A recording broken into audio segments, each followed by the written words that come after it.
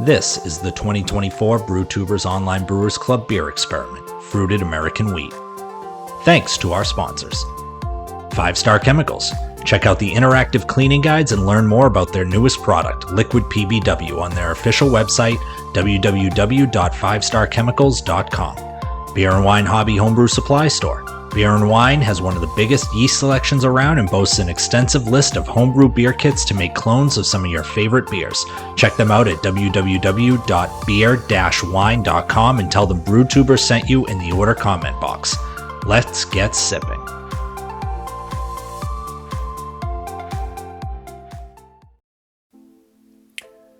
Hello, this is Kurt from Fermentation Adventures. If you're noticing my voice is not lining up with the video, it's because Dum Dum in the video there did not turn on the mic when he was recording this video. So to try to salvage things, I'm going to probably shorten the video portion and add some voiceover. But this video, I did a review of Exit 12 Breweries or Exit 12 Homebrew. It's fruit experiment beer, which is for the Brewtubers fruit experiment. So indeed right here, I'm actually talking about Nick's parameters. Again, Nick is Exit 12 Homebrew, the parameters for his beer. His original gravity and final gravity was 1060 and 1012 respectively, which meant this beer had a ABV of 6.3% alcohol. He used the same yeast we all use, which was WLP 320. It was brewed on May 26th, went to the keg on June the 10th, and was canned on 7/23 or July 23rd. His variable in this experiment, again, the recipe is the same other than the variable, which is the strawberry. Again, variable being, different systems, different brewers, but his variable was 2 ounces of strawberry extract that was added directly to the keg, during kegging, obviously. So that is Nick's parameters, and he did not necessarily have a name for it. It was just the hashtag Fruit Experiment 2024 Strawberry American Wheat, and his label as you can see, I'm throwing up the QR code there. If you can see that and scan it, you can get to his Untapped. But again, the label thanks our sponsors, Beer and Wine Hobby and 5 Star Chemicals. So let's jump ahead to the actual pour here now. All right, so now that I'm actually done with the label and I can watch the video, I can talk about what's going on here. I guess the key thing that I would note about the beer and all the experiment beers right off the bat is, a lot of these beers have been in the can 3 months, right around 3-month time frame. So they're all really pouring very clear.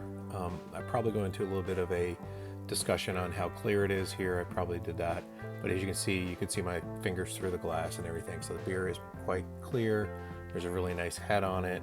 It's a very nice looking beer, but again, it's probably clearer than you would expect in American wheat because the yeast and anything else that was in, maybe hop oils or some of the flavor have all dropped out of suspension and been in the can. What I'm going to end up doing with this review, and when I get to it, is I do taste the beer as the initial pour, and then when I pour it down a little bit, I swirl up the dregs in the can, and I do another go around on a quick kind of comparison to how things tasted. So now that when I get into the actual aroma here, from what I remember, I did get a noticeable clove spicy aroma from the fermentation, from the yeast. It wasn't overpowering, but it was the most noticeable first note that I got from it. I did pick up, eventually, as the beer kind of warmed, as it opened up a bit more, I did get more of the strawberry aroma. It didn't, it definitely smelled like strawberries. It did not smell like, fresh strawberry fruit per se, because there's probably contributions from like the fruit matter and the fruit flesh that's contributing to the overall aroma.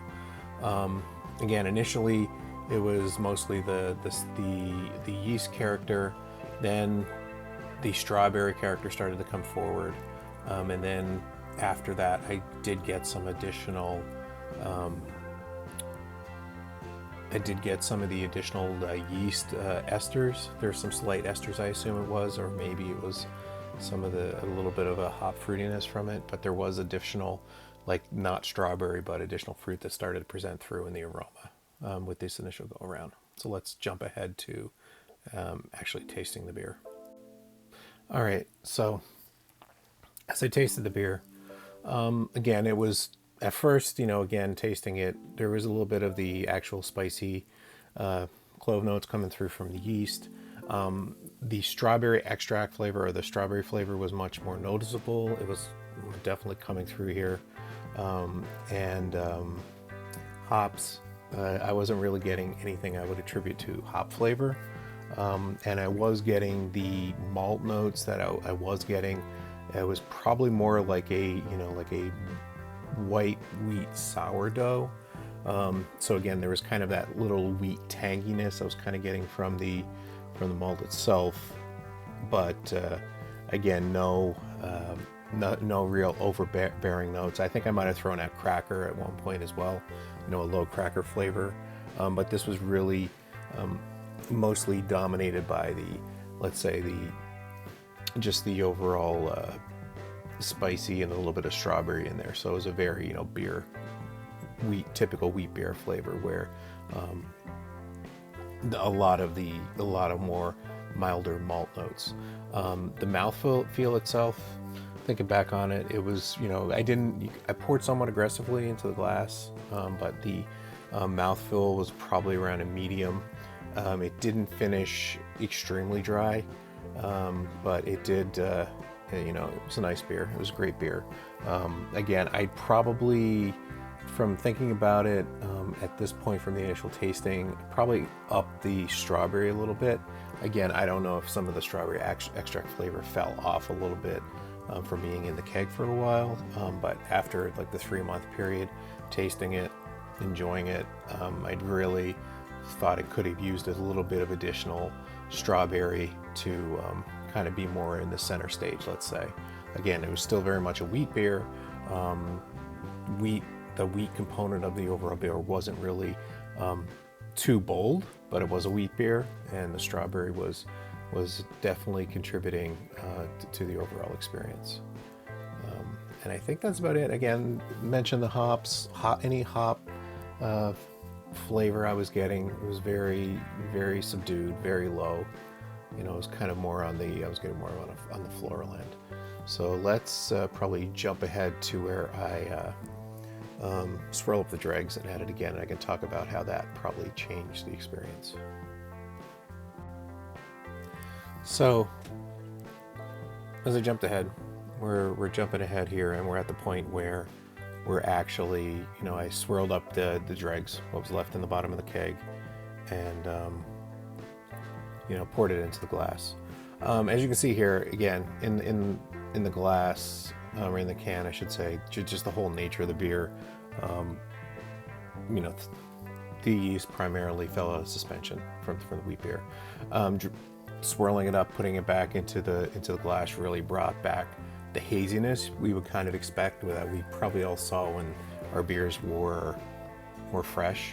Again, to me, doing that, it really improved the overall flavor of the beer. It seemed to definitely brighten the strawberry note, which is odd. I don't know if the strawberry was kind of attaching or interacting with the yeast and fell out, but it really brightened everything.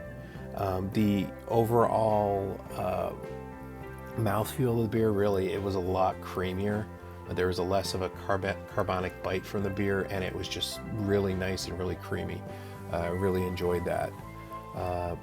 But yeah, I mean, I'd say ideally, it's kind of a little bit of a tough decision to figure out how you should go about tasting the beers. If this was a German Hefeweizen, this is how, you know, you would buy it, and you would get it from the store. You know, some people might have a preference, get it from a store, get it from a restaurant, a proper restaurant or beer bar. Some people might just, you know, pour it in directly off the can and leave some behind in the can itself, or drink directly from a can or a bottle.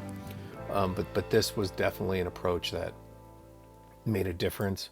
If I, you know, I do have an extra can sitting around of Billy's beer, I believe, Gamdude's beer. When I eventually get around to just drinking that for pure pleasure, I'm going to do this right off the shot. You know, pour it in the glass, swirl up the bottom, and then pour that on the top. I think it's kind of, I liked going about this the way I did, because it really presented, to me at least, the importance of getting that yeast back in suspension when I'm tasting it. And it really, and so it really improves the beer. But, you know, having judged at competitions, let's say, I know we're not doing a BJCP competition here, but you don't really know what's going to show up in the sample glass when you go to taste it. You could be at a competition, the steward might be pouring it, he might pour it and bring it over to you and say, hey, this is a wheat beer, and there's always that bit of uncertainty of, you know, how was this certainly poured and presented over to you. You know, you're not always going to be there and be in control of the package, the container, and pouring it into the glass. So yeah, I don't know what else this dummy is yammering on about here. But at this point, I will wrap up the tasting portion. Big thank you to Nick for letting me taste the beer.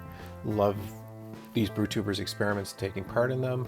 I'm sorry for having messed up the recording. Again, I'm sure the audio that I spouted at the clouds into the ether last night when I was recording this was much better than what I'm presenting now. But instead, this is the best I can do, because again, there's not extra cans